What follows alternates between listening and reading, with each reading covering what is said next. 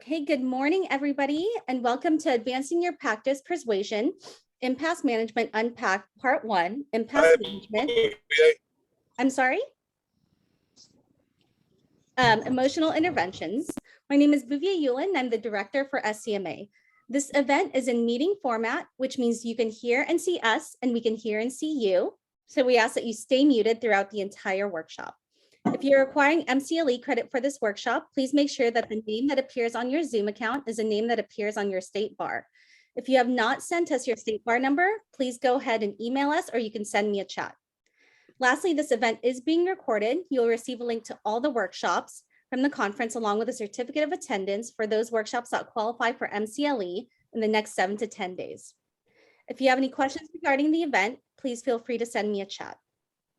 At this time, I would like to share a video from our workshop sponsor, SoberLink.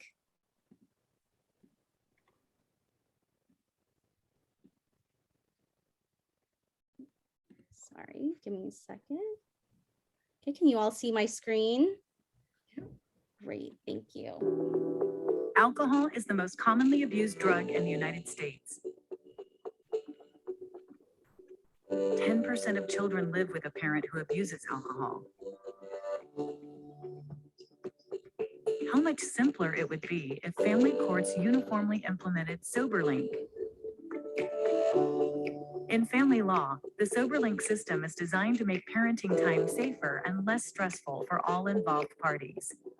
Uniquely combining 3 technologies into one handheld device that together confirm identity and blood alcohol level, SoberLink remotely delivers that data in real time via text message or email to the concerned party. For example, the parent could submit one test before, one during, and one after the parenting time is complete, providing transparency throughout the day. The flexibility of schedule and real-time delivery of results makes SoberLink the leading solution in child custody cases. SoberLink understands that child custody is complex, and one program will not fit all situations. Because of this, SoberLink offers 2 unique programs designed to fit your client's specific monitoring needs. The Level 1 Parenting Time-Only program is for clients who only need to prove sobriety during parenting time and would like to have flexibility by managing their own schedule. The Level 2 Daily Testing program is for clients who need to prove sobriety 7 days a week with a set schedule managed by the SoberLink system. If a judge will be dictating testing details, such as test times and who receives results, then a simple 2-page order can be completed. This gives SoberLink clear instructions on how testing should be set up. If testing detail selection will be collaborative, we encourage lawyers and mediators to work with their clients to decide the best program, schedule, and contacts to include. To ensure the order is written correctly, the order language outline should be used during this process. After setup, the SoberLink team will take care of the entire process and maintain any changes the client requests. If one or more of the parents is struggling with alcohol abuse, there is only one company that offers a professional-grade breathalyzer combined with facial recognition, wireless connection to test from anywhere in the world, real-time email and text alerts, FDA clearance, and proven use since 2011 in criminal justice, family law, workplace compliance, and addiction recovery. To get started, visit soberlink.com/family-law or contact us with the information listed here. Okay, I wish they were here, but they're not. So I just want to go ahead and say thank you to SoberLink for supporting SCMA. I would now like to turn it over to our workshop host, Terry Breer. Good morning. All 3 of our speakers this morning are leaders in their field, but they also share at least one thing in common that I know, and that is they've all been fabulous supporters of the SCMA. Deborah Dupree serves on the SCMA board. She has served on the Family Mediation Planning Committee. She's presented SCMA webinars. Harold Coleman, he has been an SCMA advanced track trainer since 2017. And I've seen him at SCMA events as far south as San Diego. Bill Eddy he gave the Family Mediation Institute keynote last year. He's exhibited, presented, and attended SCMA conferences for many years. And both Bill and Harold are recipients of SCMA awards. So I just want to take this opportunity and just take a moment to say thank you to our presenters for their consummate support of SCMA. So thank you. Now, Deborah Dupree has over 30 years experience in psychotherapy, mediation, conflict coaching, and leadership development. She founded Relationships at Work in 2011 and helps people move past impasse in their workplaces. She's a corporate consultant, keynote speaker, and as director of training for the Mediation Institute, she's designed and delivered trainings all over North America and as far away as Hong Kong and Africa. She has a podcast called Mindset Mondays, and so you might want to check that out. Next, Harold Coleman Jr. Well, I added that. I saw that on your name there, Harold, and I bet people miss that. But Harold, since 2013, Harold has been the Senior VP for mediation at the AAA and a mediator executive director for the AAAmediation.org that trains and develops mediators. His career has included work as a complex litigation attorney. He's mediated and arbitrated hundreds of litigated and non-litigated disputes for over 30 years. And as we mentioned, he received the SCMA Cloak Millen Peacemaker of the Year Award. But I also want to mention that he's the recipient for 2 years of the Wiley E. Manuel Award for Pro Bono Legal Services. And that's really commendable. We thank you for that service, Harold. And where do I start with Bill Eddy? Well, I think I want to say he's the man who often carries an extra brain around with him. And I don't know, Bill, you may have even brought that brain with you today. I got a feeling we're going to see it. Bill Eddy is the co-founder and Chief Innovation Officer of the High Conflict Institute. He's become a pillar in family mediation, providing training, keynotes, workshops worldwide. You have to mention his program, New Ways for Families, which is being adopted by family court systems all over the United States and Canada, and I think is really changing the lives of many individuals who are embroiled in custody conflict. And I wouldn't be surprised if every single one of us didn't have one of Bill Eddy's book in our library. And I just finished his latest, Mediating High Conflict Disputes. Get a copy. It's a great read. And I'm sure that the tips that he provides in his book on getting unstuck, which is a term I like better than preventing impasse, but I'm sure he's going to share those with us today. So there's so much more to say about these people, but Bouvier would get so mad at me if I said more. But their biographies are posted on the SCMA website regarding the conference. And lastly, what was I going to say? Hang on, I have one more thing. Don't miss part 2, presented by Harold Coleman Jr. And that's when they're going to talk about impasse in terms of analytical, what are they going to talk about? Analytical tools and management. And today we're focusing on practice persuasion and managing impasse as far as emotional issues are concerned. So please join me in welcoming our panel. And thank you, SoberLink. Great. Well, thank you so much, Terry. And I am so privileged to work with Bill and Deborah. I've been major fans of theirs for many, many years. And we've got a pretty action-packed 50 minutes left here to really share some important concepts with you when it comes to what we call impasse management. And why that term? You know, it's so interesting in the trainings we do, folks, you hear people say, what's the one thing that they want to get more grounding in and just some more skill sets in? It tends to be how to avoid impasse or how to break impasse. Well, here's the news flash. Parties come to mediation at a state of impasse. Forget about avoiding impasse. They're at impasse. They wouldn't be at mediation. We believe the better expression is impasse management. Now, the reason we're approaching this today in two parts is the first part is going to focus on what we call emotional interventions to impasse.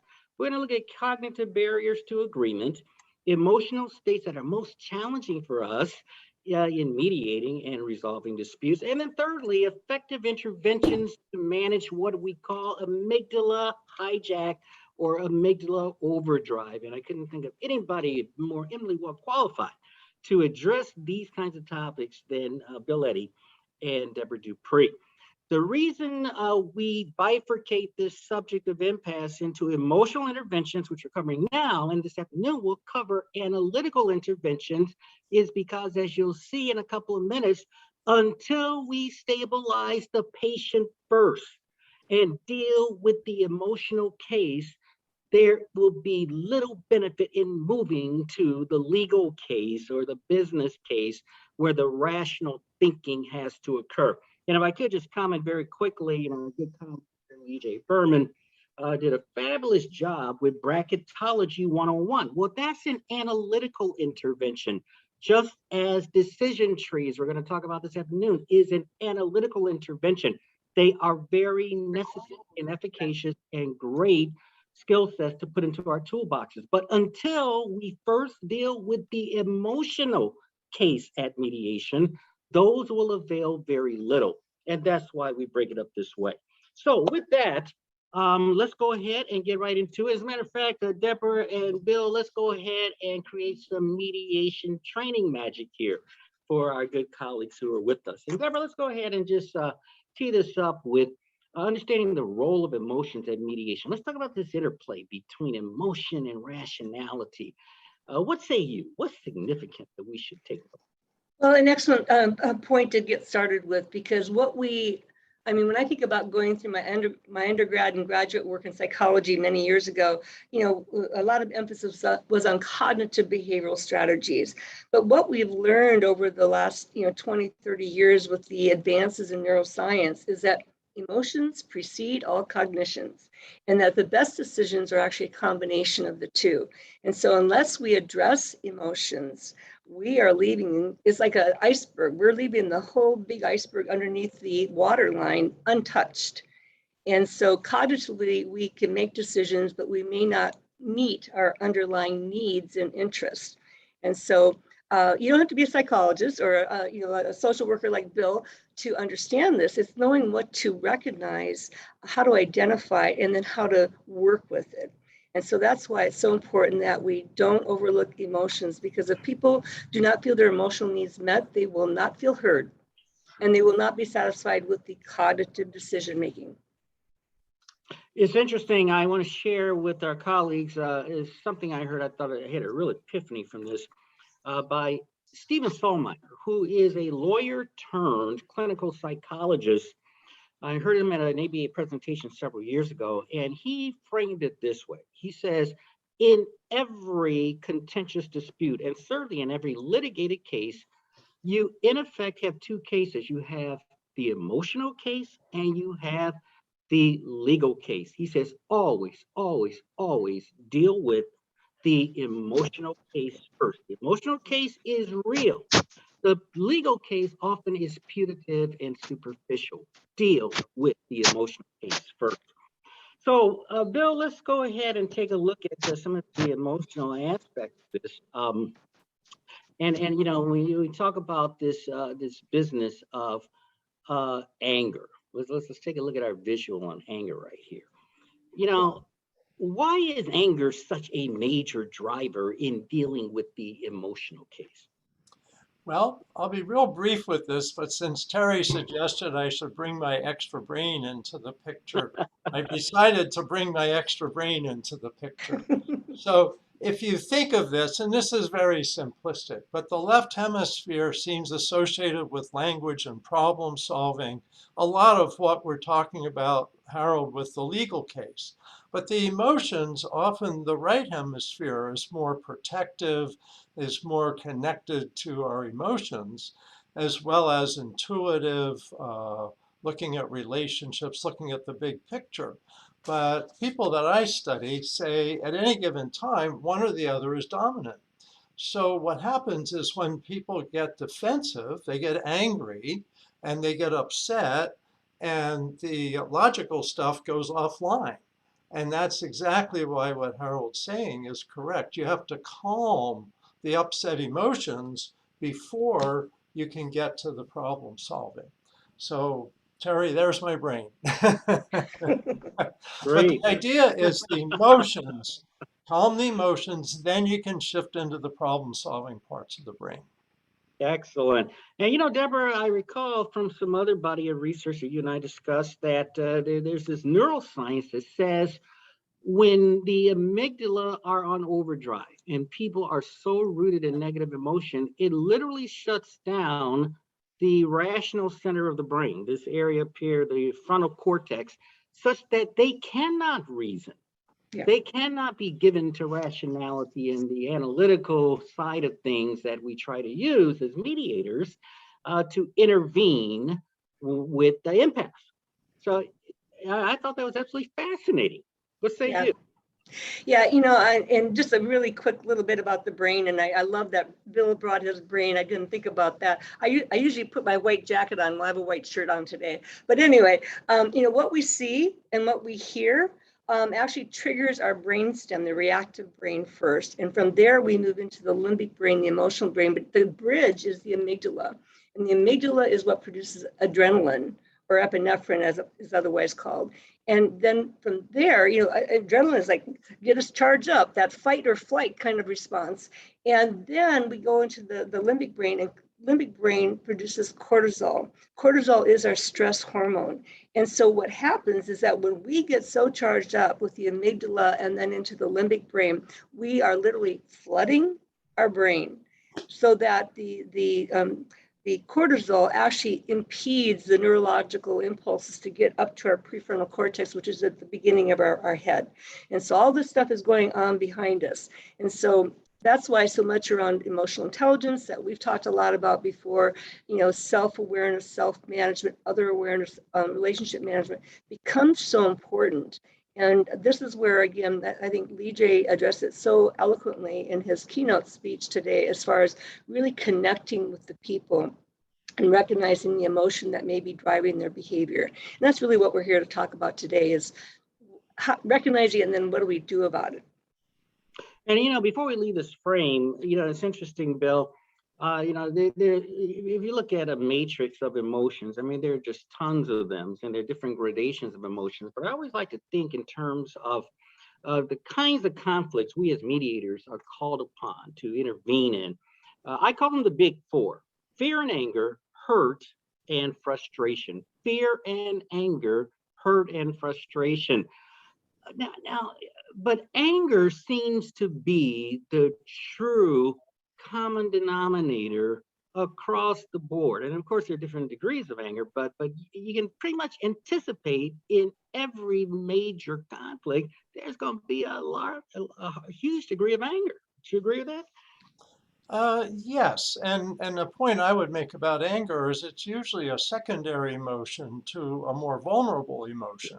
So when people are feeling that hurt, fear, etc., and it's not getting addressed by the people around them, they shift to anger, and it's not a conscious process, but shift to anger to protect themselves. And so what you're seeing is people who feel defensive because they feel they have to. And so one of the challenges for the mediator is to calm the need to be defensive so that we can get on to problem solving. So we have to see that anger is usually above something else that's more vulnerable. You know what? That's interesting. I've heard our friend Lee J. Berman express it this way, that anger is a defense mechanism. And if we will learn to look past the anger and speak to the emotion directly, I see you're frustrated. That will speak back. The emotion will speak back, but without the anger. So, Yes, Lee the J., emotion underneath the anger. yes. So I have been a student of yours, Lee J., and you too, Bill, for many years. I hope you see. I've taken good notes here. Okay, so let's go ahead and let's dig deeper. Let's talk about what drives impasse. Now, Deborah, there's no notion of this 80% rule. Share some insights on that in terms of, again, this thing called impasse, the inability to continue to move forward with exchanging proposals in search of a solution to a problem. Yeah, for the most part, and I know Bill will address this more, but, we know that high conflict personalities, tend to be a smaller portion of the population. However, all of us are human. All of us have emotion. And so, usually with reasonable processes, even though we have emotional reactions to things, and I know we'll talk a little bit more about this, is that we oftentimes, fear what we'll lose rather than what we'll gain. So it's a sense of, losing something, taking away, that tends to trigger us. And so for the most part, a lot of our, traditional methods will get through to reasonable people. And I like how Bill had framed this in some material he provided as far as reasonable people. And so for the most part, people are able. And so they are capable of gaining insight through our explorations of emotions. It's helpful to explore the past to some degree, not too much, but just to understand the impact on the present so they can move forward. They oftentimes can better manage their emotions with effective redirection. And that's why I talk about redirecting emotional responses through techniques, strategies, and awareness. And then also take responsibility. Well, how did I contribute to this situation? And what could I do differently? It's personal accountability. But then there are some people who just can't get there. And so, Bill, I like how you say unreasonable people. Yeah, I Yes. think of it more as like a disability that people's emotions dominate them in a conflict. And these can be a lot of different, people in any position, age, etc. So I've had cases with medical professionals who are really skilled at their work, but when they're in a relationship conflict, become unreasonable. And so what we see is they don't gain insight, and this fits to me that kind of left brain or the cortex, prefrontal cortex being offline. And so the emotions are running rampant. So they don't gain insight, and if you try to give them insight, they become more defensive, triggered by the past. So they're preoccupied in many ways by, I didn't do that, and you did do that. And so they're defending the past and fighting with the other person. Emotional dysregulation. And so the emotions are just taking over and often drive people in directions that make no sense, but that's how they feel. And they're preoccupied with blame. It's become an all or nothing thing. And so I'm not going to change because it's not my fault. It's all your fault, is the way they're thinking. And so when we think of people as unreasonable, it's because of this process. It's not a judgment of them or anything. And it may be they do just fine in other circumstances, but in a relationship conflict in particular, and that can be at work with a boss or an employee, that can be at home with a spouse, can be in the community, etc. So we see this in all types of disputes. Bill, we're going to, in a couple of minutes, actually do a deeper dive into HCPs, high conflict personalities that present some major problems and challenges for us at mediation.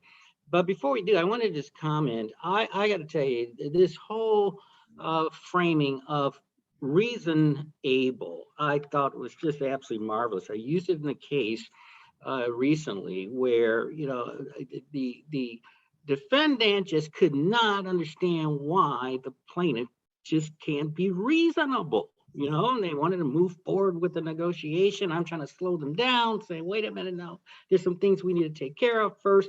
And they just couldn't understand why the plaintiff could not be reasonable. And I simply used your phrase. I said, because they are not reasonable yet. And I explained what that meant. And guess what? For the first time, they got it. The defense got it. So really, that's a very powerful concept. Deborah, let's take a look at some cognitive barriers to agreement, and then certainly cognitive barriers to understanding what you have framed as the some common distortions that are at play, when people are rooted in negative emotion, and that we have to learn how to then bring the appropriate interventions to then move past impasse. Yeah, I mean, these are 12 well-known common distortions that interfere with people's more reason-able thinking. Again, we're not just talking about the HCPs, this is people in general. And this is where it becomes so important to, again, without getting psychological on people, but, to recognize the impact of some of their early childhood experiences, because a lot of this, particularly those first 5-6 years with our family dynamics, will help create this kind of thinking in people as we emerge into adults. And we're not even aware that we're doing this. And so, I get real, I'm going to use the word sensitive to words. And, and this first starts off with labeling, calling people names, stereotyping, categorizing people into things. And we certainly see a lot of that going on in the last couple of years. But that's a real problem, because then people react to that. And so there's a whole psychological reaction to that. Overgeneralization is like, well, not paying attention to some of the more immediate pressing concerns.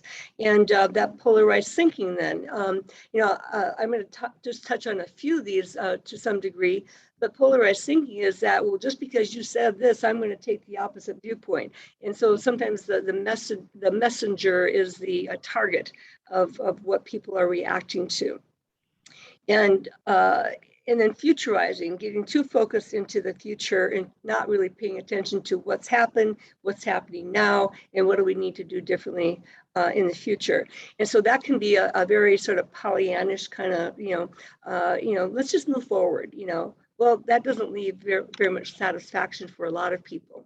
And then on the opposite side of that, there are some people who live in the past. And I think we, as mediators, all experience that, as far as people who just cannot get over what's happened in the past. And they're always looking to the past to shape what's happening in the future. And then Bill already used this term, all or nothing, black or white thinking. And so I think that, as mediators, we know that if you look at a continuum, yeah, it's white or black. But guess what? There's a whole lot of room in between in various shades of gray. And so it's just much like the bell curve. And so helping people, what's another perspective there? How else could we look at this? And again, 80% of the people with redirection and gentle coaching will be able to see that and shift in those directions. And then with, again, mental filtering or fixating, again, we can get locked into our own ways of seeing things and not be open to what else might be possible. And so that fixating on something specific, and we've talked about the biases before, which is not going to be covered today, but and how to move people out of that. And then, quite frankly, I have a sister-in-law that has been a challenge in my life for 30 plus years, but everything positive, she's got a negative. She totally discounts everything that could be positive about a situation. And it's really frustrating. It's really difficult to deal with that kind of behavior. And unfortunately, she had a recent medical condition, so I've been much more involved with her. And so together with her son, we've been trying to redirect it. This isn't the end of the world. There are other things out there. But it's a challenging behavior because everything is negated. And so it's like using the word but. It's like, well, this is happening, but this could happen too. And so it's redirecting people. And then, of course, we all make assumptions, right? And we all know what the word assume means. And so assumptions are very important in how we interpret and deal with the world. It's when we act on assumptions without checking in for clarity. And what's the foundation for this, that we want to be mindful about jumping to conclusions. So those are just a few of the things that I want, but I know that Bill has much more to talk about in the next three regarding the HCPs. Yeah, and by the way, Deborah, I spoke with that sister-in-law. She said the very same thing about you. So who do we believe? Okay, well, I'll take personal accountability for that, okay? Hey, Bill, now this is interesting. The emotional reasoning, magnification, and personalization are not terms we're necessarily accustomed to hearing. What are they about, and how do they feed into this whole concept of the high conflict personality we may encounter at mediation? Yeah, so this is identified. It's interesting because some of my training, and I think this overlaps with some of Deborah's, in the 1990s, one of the people doing cognitive therapy for depression and anxiety also wrote a book about cognitive therapy for personality disorders, and that's Aaron Beck, a man who just passed away at 100. And he contributed a lot about these common distortions.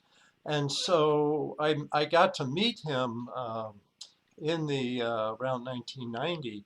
And the thing is with these, they tend to reinforce that these emotions dominate thinking. So emotional reasoning, you'll see people say, I feel this is true.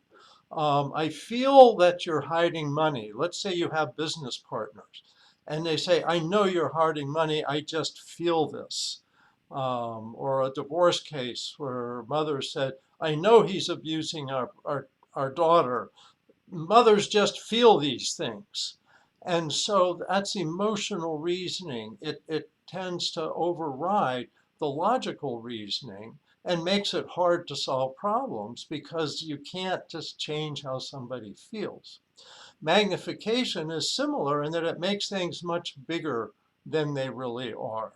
And so this may be, someone may have come to work late once or twice, and the boss is like, she always comes to work late.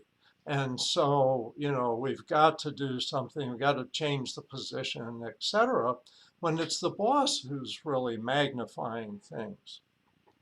And personalization is just another example of this and how people take things personally that aren't.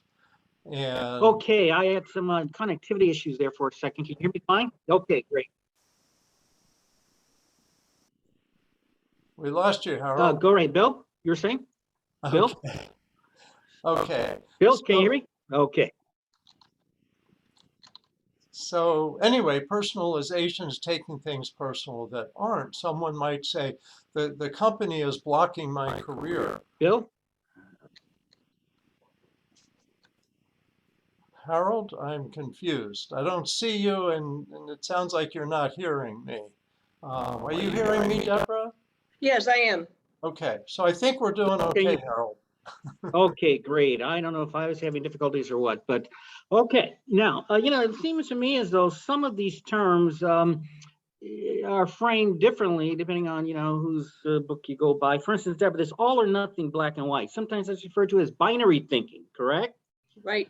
And we talk about mental filtering, or I'm sorry, not filtering, but the fixating, anchoring, looping back, etc. When people start repeating their stories over and over. These are phenomena we have all seen at mediation time and again. Let's take a look at, if we could, Deborah, the what you call the 9 triggers of emotional reactions. What is noteworthy here for mediators, again, to take note of? Yeah. Yes, thank you. Because these, again, have been demonstrated through various sources of research that, there are common triggers, and oftentimes these are, unsatisfying, emotionally hurtful situations from the past. Again, that's why, it's important to sort of take a look at what's happened in the past. But if we can be aware of these sort of 9 things, when we're dealing with difficult people behavior in a mediation, then it's sort of like, again, I use my metaphor of the iceberg.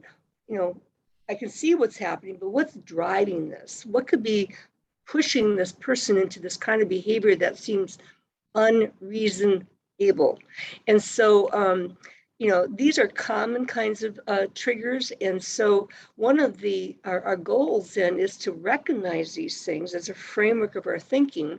I'd love to figure out an acronym to use with this, and maybe I'll work on that. And so then it's about, how do we reframe that? How do we frame it to what are people really needing? And so I tie this into Maslow's hierarchy of emotional needs.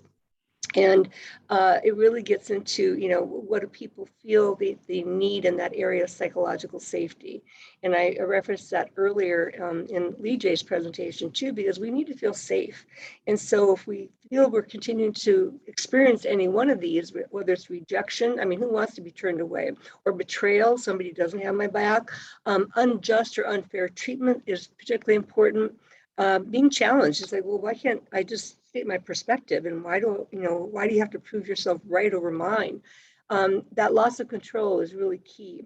And being excluded or ignored, of course, who likes disapproval or criticism? So I do a lot around constructive coaching rather than constructive criticism.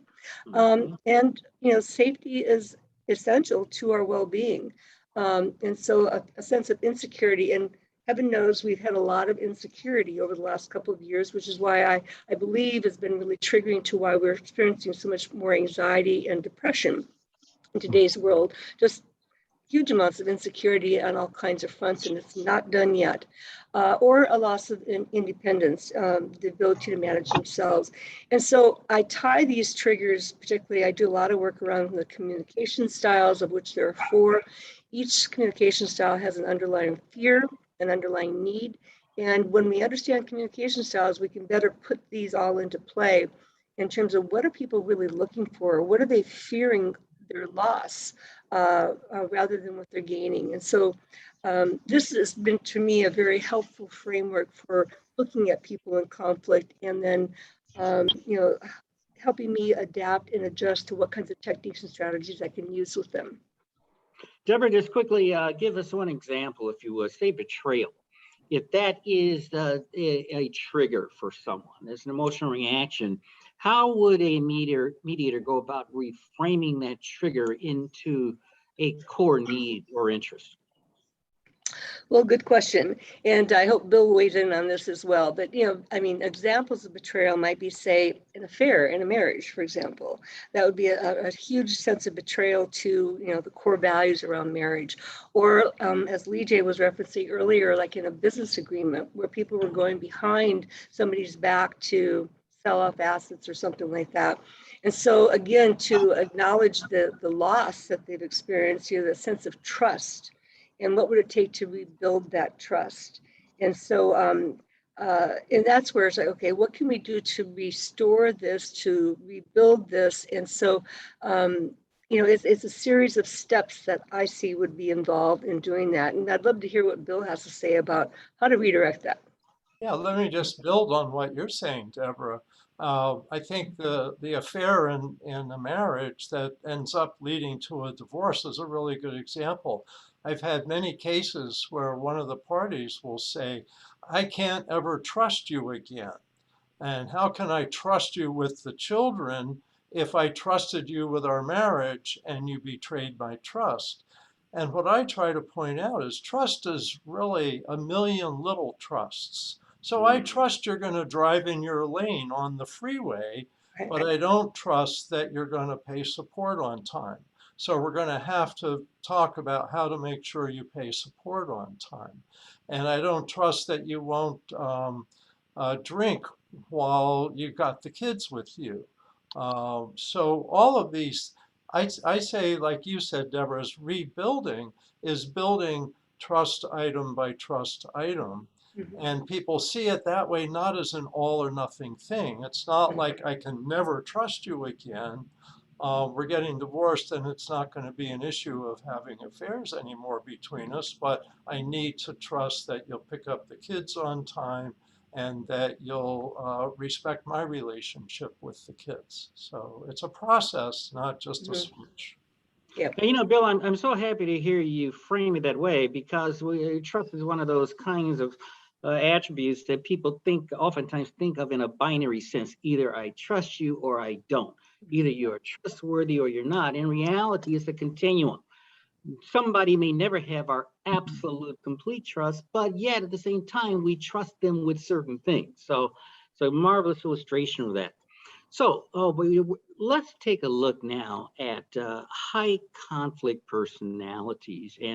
And Bill, you've done an awful lot of pioneering work in this area, very marvelous work. Tell us just very briefly, What actually set you on this course, Bill, to really study high conflict personalities and their ideations at mediation? Well, what really happened, I was a therapist for 12 years before I became a lawyer, and I became a lawyer so I could do divorce mediation. But in the process, I decided, well, I need to go to court for a couple of years to see what that's like. I ended up going to court for 15 years, as well as doing mediations the whole time. But what I found is that it was the same issues in mediation in the afternoon and in court in the morning. Mediation in the afternoon, I could resolve a case in 3 or 4 sessions. And the cases at court I would resolve in 3 or 4 years sometimes. And it was the personality that some people had a pattern of high conflict, that they were always fighting, seeing their everything as adversarial, everything in all or nothing terms. So I characterize high conflict people as being preoccupied with blaming others, all or nothing thinking, unmanaged emotions, which we're talking about, and extreme behaviors sometimes. So when it comes to looking at them in mediation, they often have this emotion dysregulation and need the mediator to help manage that. And we're going to give 2 tips for that today: ear statements and making proposals. Secondly, calming them is achievable with these ear statements that show empathy, attention, and respect, and shifting them from blaming to problem solving, redirecting them, like Deborah was saying. But what do you redirect them to? And what we've learned is redirecting them to making proposals uses the stronger thinking part of the brain rather than the defensive part. So that's why with high conflict people, you go, okay, not aiming for insight here. I'm going to give ear statements and keep them focused on making proposals. All right, very good. So let's talk about that. Let's look at the key mediator skill, or 2 key mediator skills, as you say, Bill, in managing, again, this dynamic of HCPs.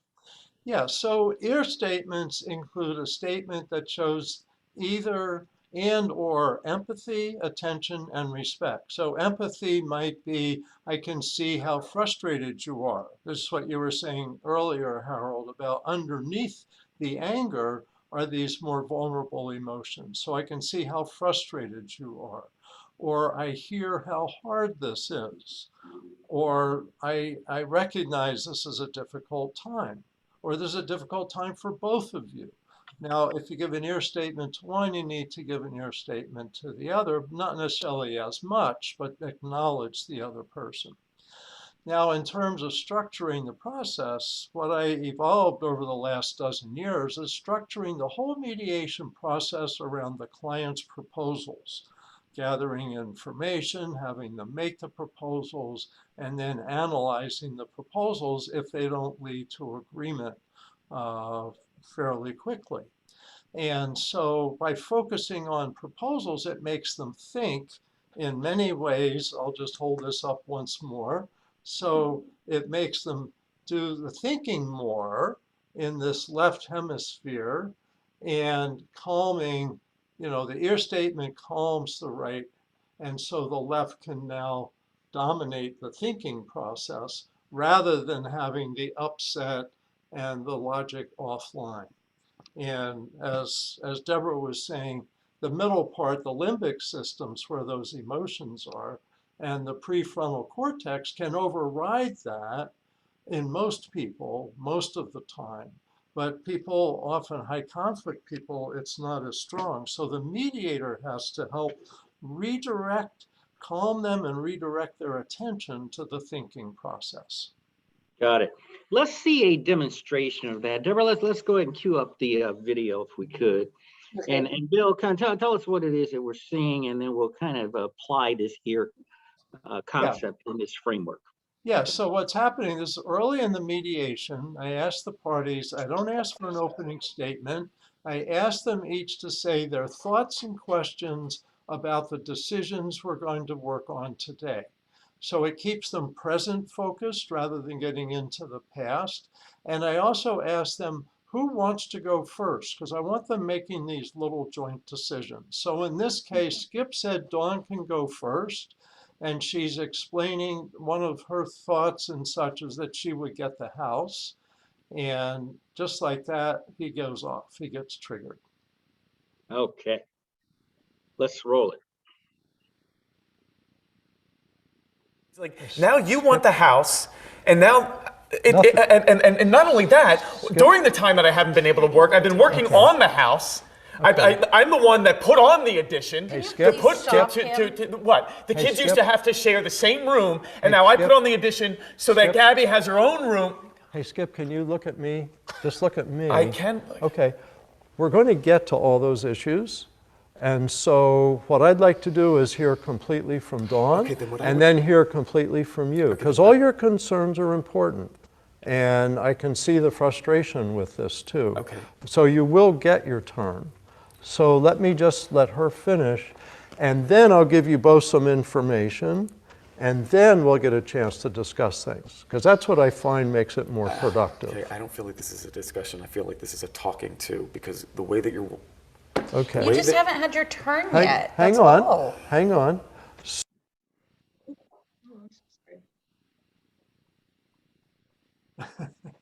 I apologize. I don't know how that happened. Well, I'll just say Hey. that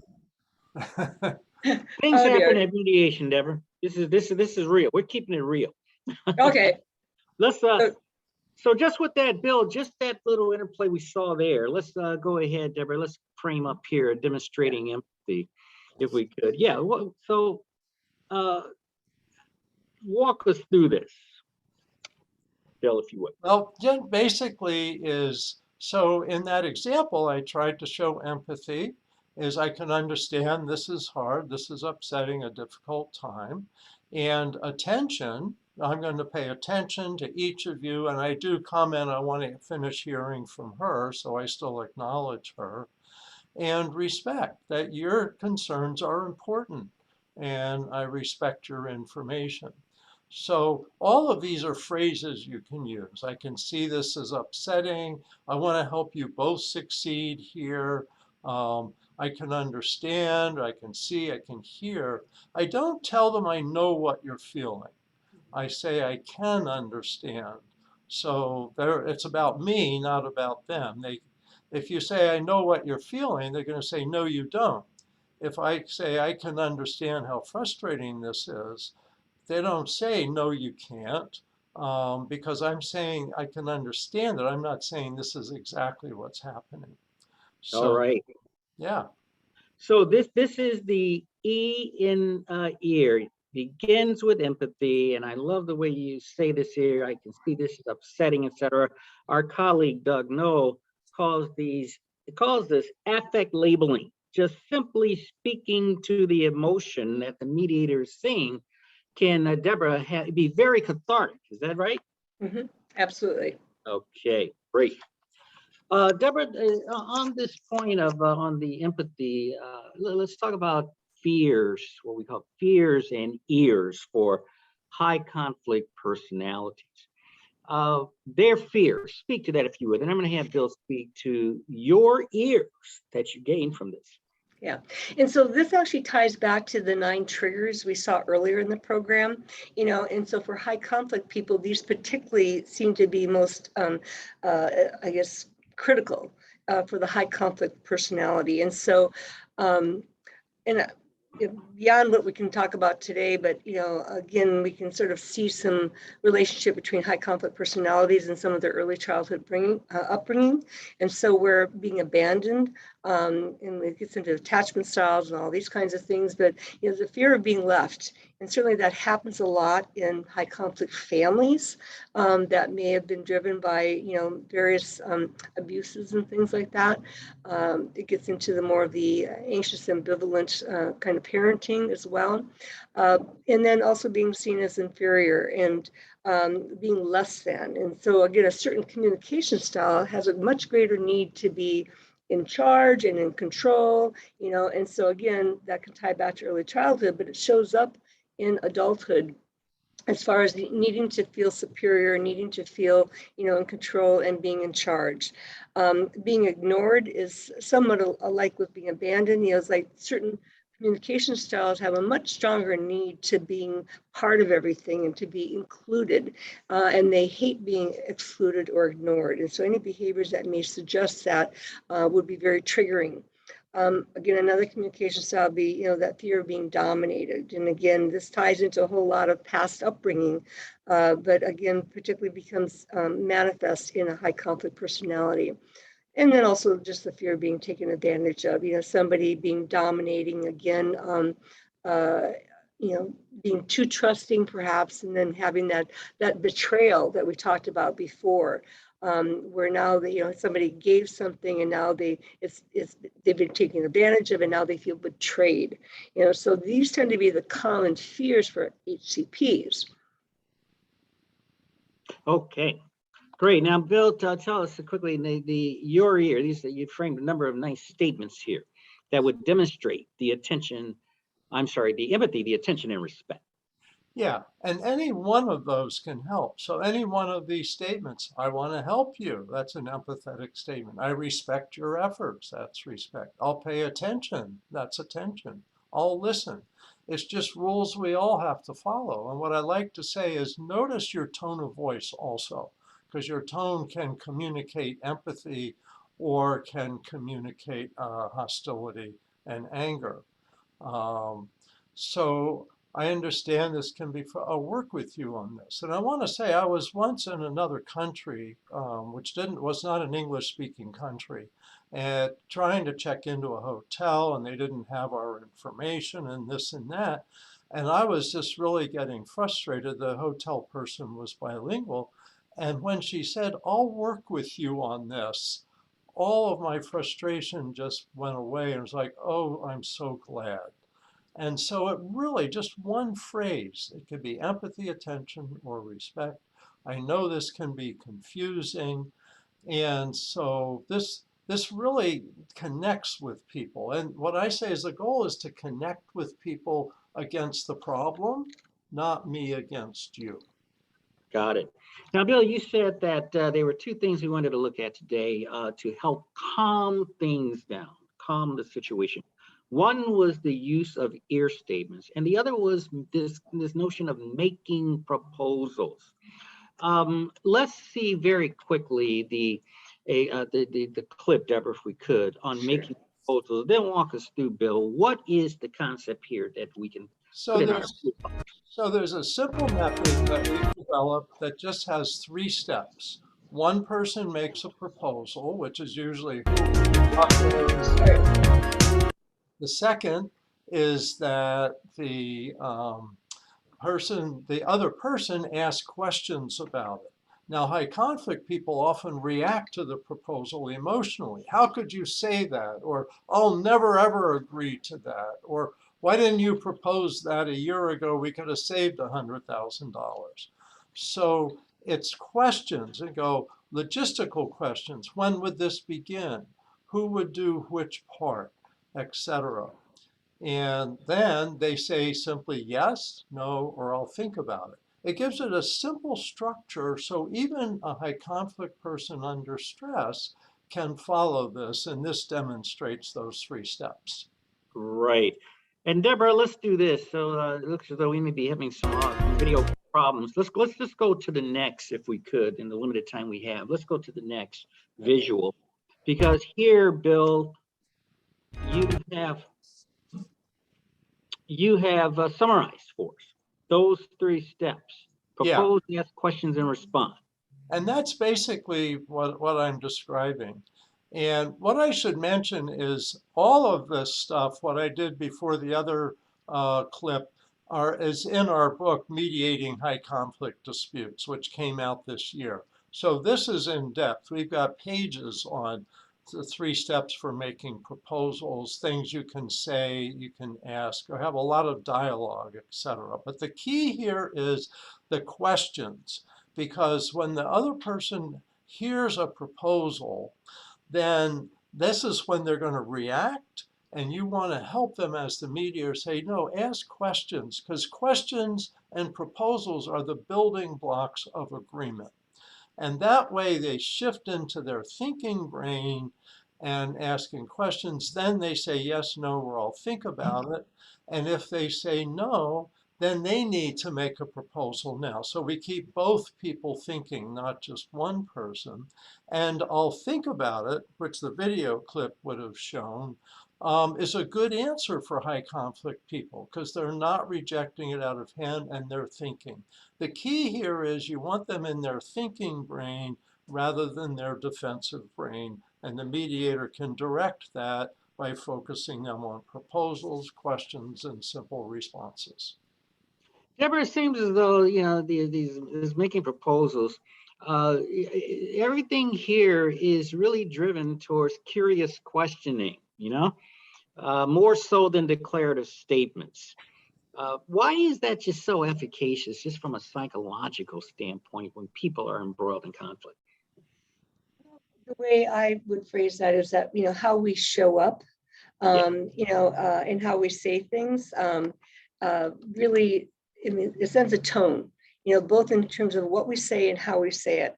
And so if we make statements, then it could say, oh, we've already made a decision. This is the way it's going to be. And so it seems very one-sided, and then other people will react to that. But if we instead say, well, here's a suggestion, here's a proposal, well, now it's an idea to be considered further. So it opens up the brain differently. And so that's why I go back to the communication styles. Two styles naturally make statements, others ask questions, but there is this in between making proposals. Yes, it's a little thing I came up with that I use in mediation training, and I always break this, but I try to really internalize it. Before I tell, I should ask. Before I talk, I should listen. Before I tell, I should ask. Before I talk, I should listen. And that kind of just lets people be heard, and we can move things along that way.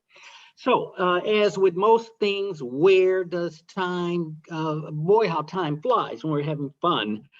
And let's just have from each of you, if we could. Let's start with you, Bill. A closing thought or perspective or two that you would really like to share with our colleagues here. Well, I think the concept really, and I like using the brain with that, is we're trying to shift people from their defensive thinking, which is usually an overreaction, to their thinking side. So that, let's say, even high conflict people have a thinking side. It's just harder for them to get to it in a conflict. And so that's the idea here. And ear statements calm people so that then they can think, and proposals focus them on thinking and away from defensiveness. And that way the parties also get the credit for resolving their dispute. Another thing I wanted to say, someone asked in the chat about emails and texts. And one way to shift that is our BIF response method. And we have a book for BIF at work and a book for BIF and co-parent communication. And those also help people make this shift. So that's the key, is calming and making this shift to thinking of proposals and choices, etc. Excellent, Bill. Deborah, closing thought. Yeah, I think the important thing that I would like to just sort of summarize with for all of our mediator participants out there is that, it really is about diving deeper. And if you know anything about me, I've been a scuba diver, so I use that concept a lot. And I use the iceberg, it's like diving deeper below the waterline to that big part of the iceberg that sank the Titanic. The Titanic was charging forward with a mission, and they were going to make it on time and reach their destination. And sometimes we can do that in mediation unless we're aware of all that stuff below the waterline. And that's really what we're talking about. As you said in the very opening, people are already at impasse when they come to mediation because they haven't been able to resolve the conflict.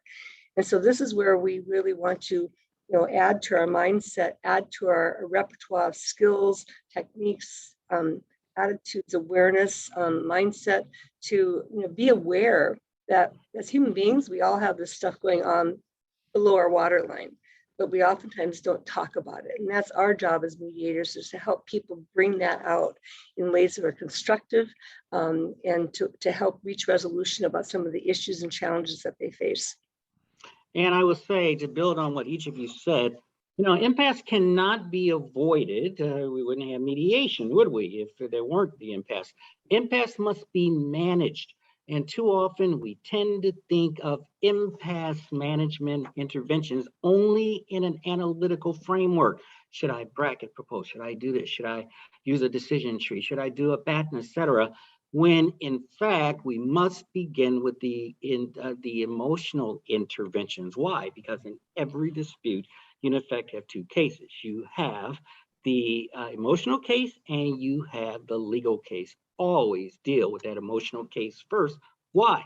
Because the legal case and the analytical interventions won't avail much, if anything at all, if a person is, and in the words of Bill Eddy himself, unreason, or they are not reason able. They can't be reasonable, tie into that rational part of the brain if they are not reason able. We hope by this presentation we've piqued your interest, especially for lawyer mediators who tend to be very, very analytical and evaluative, to please slow down and focus on the people side of things first. Look at the realm of the emotion. There are a number of resources that Bill has made available to us here. We commend them all to your reading. Deborah, you've written extensively in this area too. We made some of our writings available to you as part of the materials for this seminar. And we hope that this will help us all to just be much more circumspect in our mediating conflicts and disputes. Is much more about the people than it is the law and the facts, etc., at least going in. With that, here's our contact information. We had very limited time. Sorry we couldn't entertain questions during the presentation, but please reach out to us directly, and we'll do everything we can to respond to your queries. With that, thank you, Bill Eddy. Thank you, Deborah Dupree. And thank you so much, SCMA colleagues. Please enjoy the rest of the conference. Yeah. We bid you farewell for now. Thank you so much, Harold, Bill, and Deborah, for another fantastic presentation. If you are looking for the handouts that they shared, we did email it to you along with the links to the programming. I also put it in the chat. I will go ahead and check if the videos show up on the slides that we did include. If not, I'll go ahead and add that at the end of the day. So thank you again, and I hope you all enjoy the rest of the conference. Thank you, Bouvier. Thank you.